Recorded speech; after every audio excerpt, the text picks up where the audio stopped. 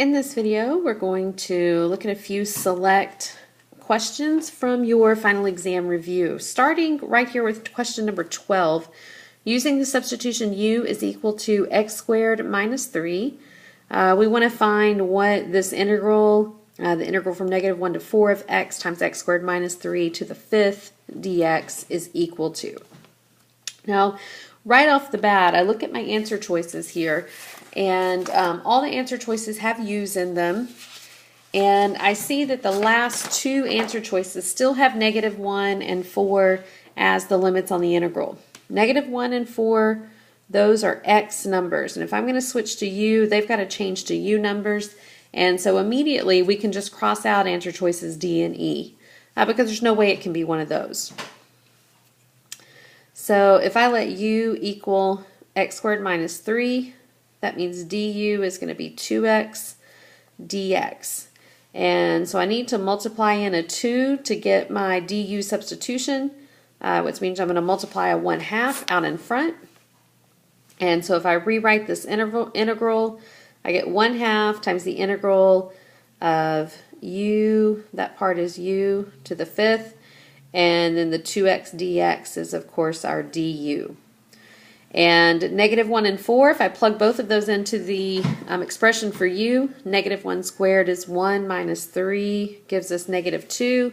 And if I plug in 4, 4 squared is 16, minus 3 is 13. And so what we have there is the expression that you see in answer choice C. All right, moving on to question number 22. Here we've got this improper integral kx times e to the -2x, and we want to find a value of k for which this integral is equal to 1. When I look at the integral, I see that we are going to be integrating by parts because I can't do u substitution. 2x and x is not the derivative of 2x, and so u sub's not going to work. The k value that we have, I'm going to just pull that out into the front of the integral just to simplify things. It's just a constant, so we can pull it out to the front. And we need to integrate by parts, so we need to pick one of these functions to be our f prime and one of them to be g. If I choose x to be g, then when I take the derivative of that, the derivative is 1, which is going to make my new integral much simpler. And so I want g to be x, which means e to the -2x, that's going to be our f prime. So over here on the side, we're going to have to figure out f, but f prime is e to the -2x. Sorry, I forgot my prime. And then g, we said that we're going to make that be x. So g prime is 1. And to find f, we need to integrate e to the -2x. And so we would do like a mental u substitution. U would be -2x. Du would be -2 dx, which means we're going to need to multiply by a -1/2 to take care of that -2 in the du. -1/2 e to the -2x. All right, so we're ready to do integration by parts. The rule for integration by parts says the integral of f prime g is equal to fg minus the integral of g prime f. Also, we've got an improper integral going on here, so I'm going to go ahead and do a limit as b goes to infinity of k times, and now we're going to start subbing in our integral. First off, f times g. G is x, f is that -1/2 e to the -2x, so if I put those together, I've got -1/2 x e to the -2x. And that's going to need to be evaluated from 0 to b. All right, moving on, minus g prime times f. Now fortunately, g prime is just 1. When I look at f, I've got that constant of 1/2 there in the front. So I'm going to go ahead and pull that out in front of the integral. It's a negative 1/2, so that's going to make this plus 1/2 integral 0 to b of e to the negative 2x dx. And ultimately, whenever we finish all of this, we want this to be equal to 1. All right, so next step, let's do the integral. Limit as b goes to infinity, k times negative 1/2 x e to the negative 2x. And then this integral, I've got the 1/2, but when I integrate e to the negative 2x, again, we just integrated it earlier because this was our f prime expression. When I integrate that, I'm going to get negative 1/2 e to the negative 2x.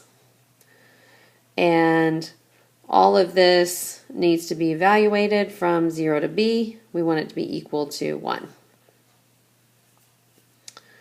Okay. So limit as b goes to infinity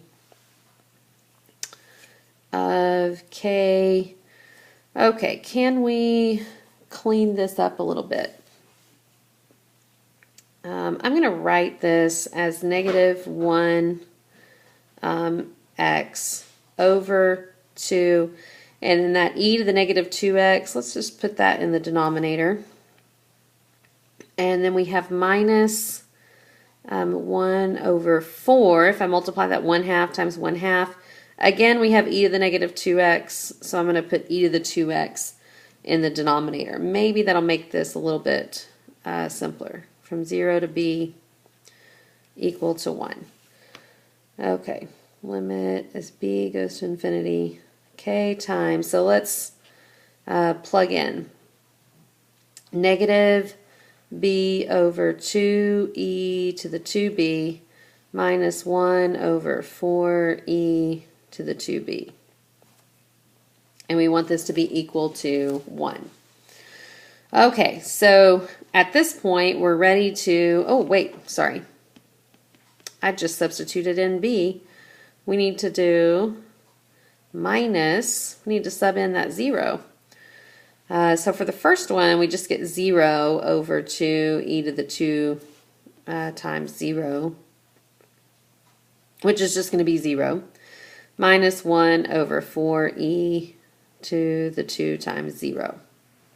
Okay, sorry about that. This, we want to be equal to 1.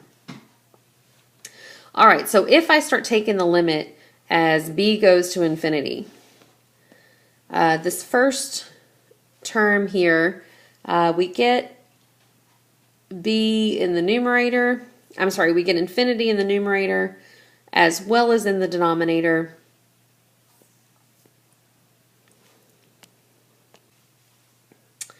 And if those two functions are racing to infinity, of course the 1 on the bottom is going to win. And so that means that this first term is just going to be 0. If my denominator wins, we get 0. Minus, again, if b goes to infinity, this rational expression is going to 0. So I get 0 minus 0 for the first part. And then in my second set of parentheses here, we have 0 for the first term minus 1 over 4 times e to the 0. Well, e to the 0 is just going to be 1, and so we get 1 over 4. And we want this to be equal to 1. So finally, it looks like we're getting somewhere. We've got all these zeros, but I am left with 1/4, and let's be really careful here because I have minus negative 1/4, and still times k out here in the front. So k times 1/4 equals 1, which means k has to be equal to 4. Answer C. All right, let's look at question number 33. In this question, we have dy dx is equal to 1 plus 2y. We are given the initial value f of 0 is equal to 1, and we're asked to use Eulers' method to approximate f of 1. Starting, of course, at 0, the value that we're given, using a step size of 0.5 or 1/2. So if I'm starting out at 0 and I want to get to 1 and my step size is 1/2, then that implies we're going to take 2 steps to get there. And so I'm going to set up my chart. We're going to start out with the point A, f of A, and we're going to use that to approximate f of B, which is, and we're using the tangent line equation. F of B is going to approximately be f of A plus f prime of A times delta x, which in this case is always going to be 1/2. And running into my other work here, but we're going to end up with B f of B. All right, so A f of A, we're starting out with 0, 1. That's the point that we're given. After I take this step, my x value should be 1/2. I'm taking a step of 0.5 to get to 1/2. And so that's the function value that we're approximating here. All right, so f of A is 1 plus, so now we need to find f prime of A, and we're going to use our dy dx, our derivative, to do that. Dy dx is equal to 1 plus 2y. So if I evaluate dy dx at the point 0, 1, my y value is 1, so that's going to be 1 plus 2 times 1, which would be 3. So my slope is 3, and my change in x is, of course, 1/2, because that's the step we're going to take each time. So 1 plus 3/2 would give us 5/2. So now, this point 1/2, 5/2, that's going to become our new A f of A. And we're going to take another step of 0.5, and we're going to end up at 1, which is where we want to end up. So this f of B that we're going to calculate this time, this is the one that we're looking for. So f of B is approximately f of A. My new f of A is 5/2 plus f prime of A. So now we got to calculate another slope. So my derivative at 1/2, 5/2 is equal to 1 plus 2 times 5/2, which of course would be 1 plus 5, which is 6. So my f prime of A is 6, and my delta x is still 1/2.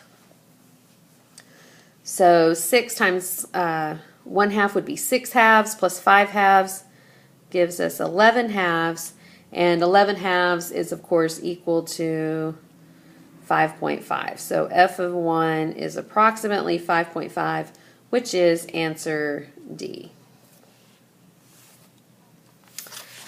All right, let's do one more question on this video, and then we'll have a part 2 video. Number 35, which of these series converge? So now we've moved on to series, and we've got 3 different series here. We need to find out which ones converge. So the first one, I've got 8 to the n over n factorial. Remember, whenever we see factorials, the best test to try to use is the ratio test. So I'm going to do the ratio test. The ratio is equal to the limit as n goes to infinity of the n plus 1 term, 8 to the n plus 1 over n plus 1 factorial times, divided by the nth term, which means times the reciprocal of this. So let's see, n plus 1 divides out the factorial, I'm sorry, n factorial divides out the factorial, and I'm left with n plus 1. And 8 to the n will divide out with the n plus 1. And here I'm just left with the limit as n goes to infinity of 8 over n plus 1. And if n goes to infinity, that limit is equal to 0. So my ratio is less than 1, and that means that this one converges. The first one converges. All right, number 2. Again, we've got a factorial there, so I'm going to do ratio test again. Limit as n goes to infinity of the n plus 1 term times the nth term over n factorial. All right, I'm sorry, times the reciprocal of the nth term. And now we need to simplify. This n factorial is going to divide out with the factorial. And so I'm left with the limit of n plus 1 times n. Actually, this n plus 1 here could divide out with one of those down there, leaving me 99 in the denominator, n plus 1 to the 99. And so you can see if n goes to infinity, my numerator has a larger exponent than my denominator, and that means this limit is infinity, and therefore this particular series diverges. All right, so now we're down to number 3. Now this one, I notice here we only have polynomials. And when it's multiple choice, we can kind of take a shortcut here. Normally we would do a comparison. Actually we're going to do a comparison, but without showing all of the work. This series that we have here is roughly n over n cubed. If I multiplied all of that out, the highest power term in the numerator is n, the highest power in the denominator is n cubed. There would be some other terms, but these are the ones that are going to matter. And this would reduce down to 1 over n squared. So that would be our comparison, 1 over n squared. And n squared is, of course, a p series where p is equal to 2, which is greater than 1. And that means that this third series converges. Now, if it was free response, we'd have to show a lot more work than that. But on multiple choice, we can take that shortcut and know that it converges. So the first and third are the ones that converge, and I believe that gives us answer D.